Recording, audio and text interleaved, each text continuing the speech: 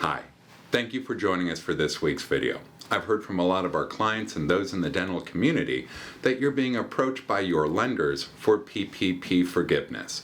As those application portals start to open up, wanted to make sure we talked through the timing and what it is you should be preparing for and aware of. Also, over the past week, we've received some of the presidential action, so wanted to talk briefly about what those 4 different documents state and kind of what they mean for going forward in the future.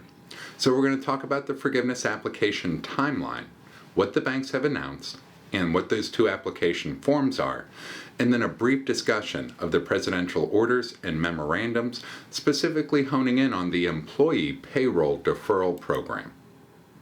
So lenders have announced the PPP application. And ultimately what the lenders are announcing is that the SBA launched a forgiveness platform for those lenders to utilize here on August 10th. Not all banks are ready with their application process, and from what we've seen so far, this first iteration of the platform seems to be for the original PPP forgiveness application.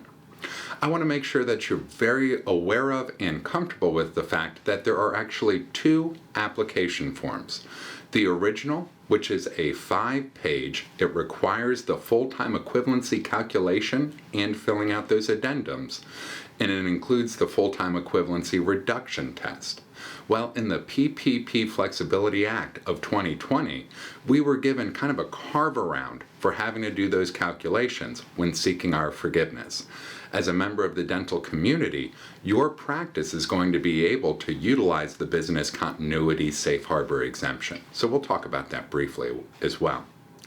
And one of the things that is the same for the original application as well as the PPP EZ form is there are a significant amount of documents for you to submit with your application as well as to be aware of for retention purposes.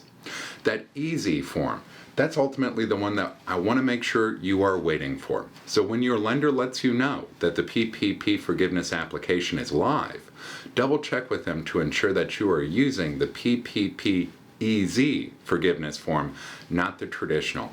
It's only 2 pages. There are restricted uses for that EZ form, but as the dental community, you're going to fall within those restrictions. And it excludes the full-time equivalency calculation because it incorporates the safe harbor business continuity that we got in that Flexibility Act. So what are those restricted uses? Well, if you're an individual owner with no employees, you can use it. If you're a borrower who retained staff in entirety throughout, so that you didn't let any of your staff go, that you kept everybody paid and paid at the same amount, that everybody's wages and hourly salary were the same, then you can use the form. The third, which is where the dental industry falls into, is if you have the business activity safe harbor. So if you did not reduce salary or wages by more than 25%, keep in mind, it is the reduction of wages, not the reduction of hours. So when we had our staff on furlough or as we were starting back up, and we had staff in the office, either not in the office or in the office significantly less, as long as that hourly rate was the same, you're not going to trigger that reduction and you can use this form. That business continuity is an attestation that you were unable to operate during the covered period at the same level of business due to compliance requirements and guidelines. And here's the full language of this. And ultimately, it's the compliance in following the guidelines issued by HHS, CDC, or OSHA. Because the dental industry was closed down due to CDC guidance, you fall well within this safe harbor, which also allows you to use that form PPP. So when we look at that documentation of disruption to the business activity, that's one of the areas I want you to pay attention to as you start to prepare yourself to get ready to fill out this application form. You will want to make sure that you find where the governor's executive order had businesses closed down. That generally contains reference to HHS, CDC, or OSHA. The other aspect that I want you to start gathering information on is relevant borrower financial records. So that is the production reports for the profit and loss statements, patient scheduling, and other types of software that just show that business disruption. So as we wait for the easy form to come online with your lender, now's a really good time to start to get those different documents in place and know that with using the EZ form, you'll also be responsible to make sure that you document and keep retained those different kind of edicts that came out and guidelines that came out from those organizations. Lenders are not required to collect those information, but as a borrower, you are required to maintain that for the next 6 years. So that's what I wanted to make sure you are aware of as you start to hear from your lenders.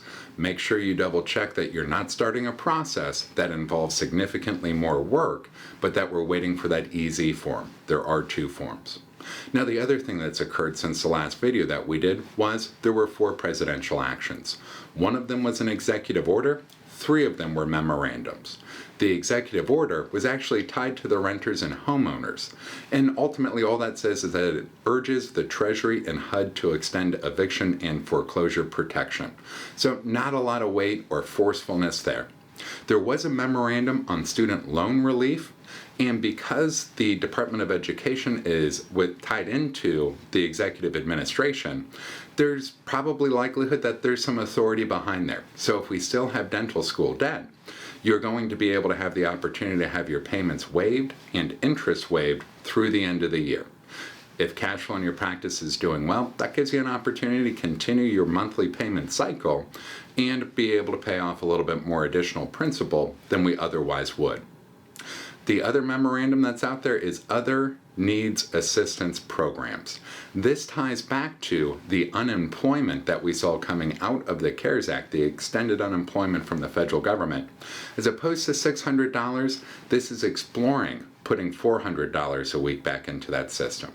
$300 of it would be from the feds. States would have to match at $100. The funds that are assigned to this are fairly limited, and states have not yet moved forward with it. So still yet to see what really comes out. I've heard from several that there are some kind of employee needs that have been difficult to field because we have that extra unemployment coming through. This might level the playing field and kind of push some more staff to be looking for jobs and hopefully help in terms of staffing up the office. The last memorandum was the deferral of payroll tax. So I wanted to touch on that one specifically because it kind of lines into an action by the CARES Act and then the PPP Flexibility Act.